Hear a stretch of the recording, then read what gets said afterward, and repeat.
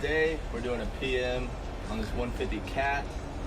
We ran it for about 5 minutes, let the oil get warm, hit the flow, crack the valve, and now we patiently wait for all the oil to drain. So while we're waiting on the oil to drain, we're gonna go ahead and change out these filters.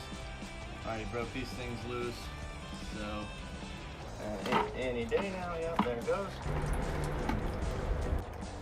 As everyone knows, just hand tight them. They'll kind of see themselves later. All right. Then we're gonna take our little pig mat, clean her up a little bit.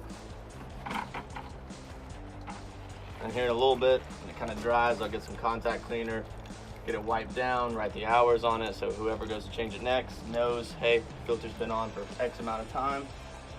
I'm gonna go ahead and get the fuel filter off now. This one's gonna be a little bit more messy.